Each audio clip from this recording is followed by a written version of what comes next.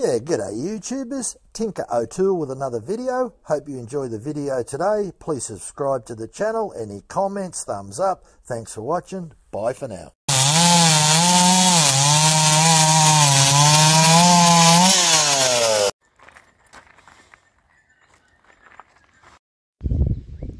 Yeah, g'day YouTubers. Today we're going to do a video on constant raker gauge versus progressive raker gauge.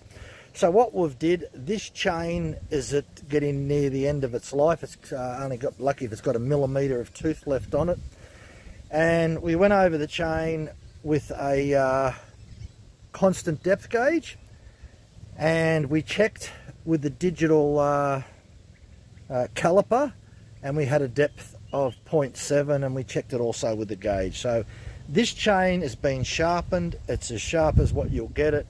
And it's been checked with the flat raker depth gauge by Stihl. So what we're going to do is going to cut a log, and we've got a log over here, and what we'll do, we'll cut this log and we'll see how long it takes to go through this log, and we're going to file the rakers with the progressive depth gauge and cut the same log again. So we're only going to do one pass, and there should be significant difference in this. So it may be 1.5 seconds, it could be 2 seconds. I guess we'll find out. So here we go.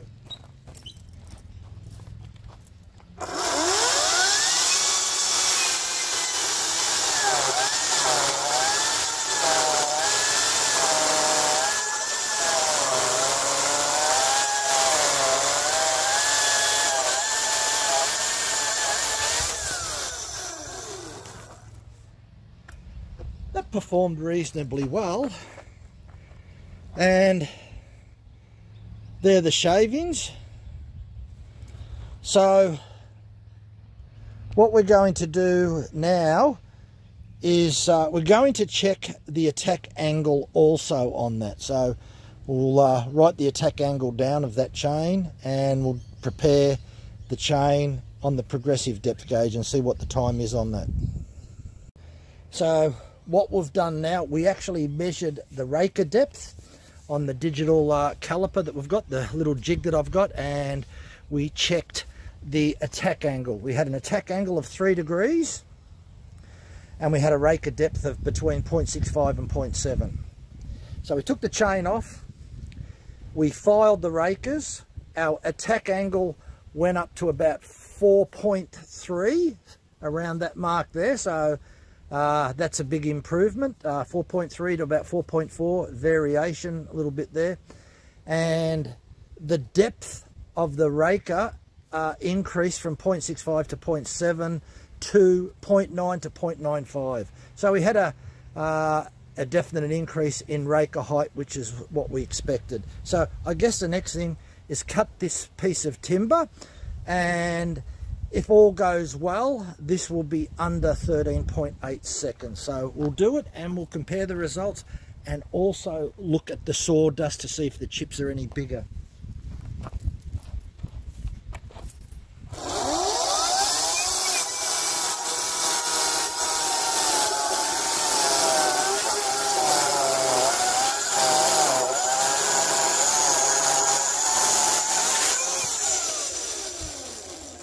That felt pretty good.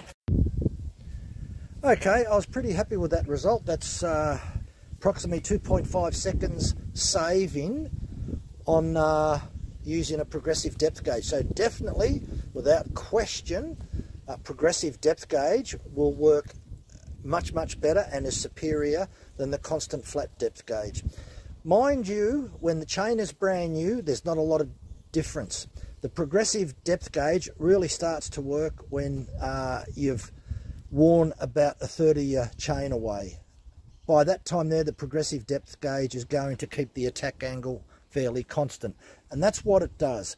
But the attack angle was round about 4 and up to 4.4 maximum. That's what I'd measured. I measured about half a dozen. I'd measured roughly from about 4.1 to about 4.4, and So that attack angle is pretty good. 5 is a good attack angle, but I can't get 5 using that particular 3/8 low profile progressive depth gauge, which is from Stihl.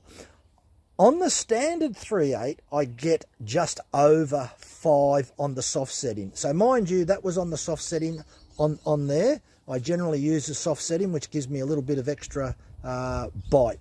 Now, the other thing that's interesting was the sawdust. I'd shown the sawdust before. So the sawdust on the first one was fairly fine, and I'm pretty sure you can see that that's definitely bigger shavings. So if we're to get rid of some of those, I think you might be able to see the difference. Definitely finer. I can see that with my eyes, that there's bigger shavings here. So that's the conclusion. Progressive depth gauges definitely are superior to constant flat depth gauges, but as I said before, you know, it doesn't make any difference when the chain is brand spanking new. It's only when you start to get a little bit of wear on it that the constant depth gauge will keep the attack angle fairly constant. Whereas the constant depth gauge, you'll find out that the attack angle will deteriorate because it's only keeping 0.65 of a millimeter. It is not adjusting to keep the attack angle around 5. If you want an attack angle of 5, I suggest that on the soft setting you can go a little bit deeper, but I wouldn't suggest to do it on low powered saws. I'd only suggest to do it on a high powered saw. Now, if I had had a higher powered saw, so I could have got one of the petrol saws, I would have got a better result than that. So I wanted to try it on a low powered saw, which is a battery operated one. And if I'm getting 2.5 seconds improvement over 13 seconds, I'd expect up to 4 seconds with a petrol saw. So I'd expect a good improvement on that. So I'm really happy with that result. That concludes everything that I've said about the progressive depth gauges in the past, that they're superior, they're superior. I've never actually put a stopwatch on and checked, and this time I did, and I'm happy with the results. Look, thanks for watching. Give us a thumbs up. If you got any questions, quite welcome to answer them. Bye for now.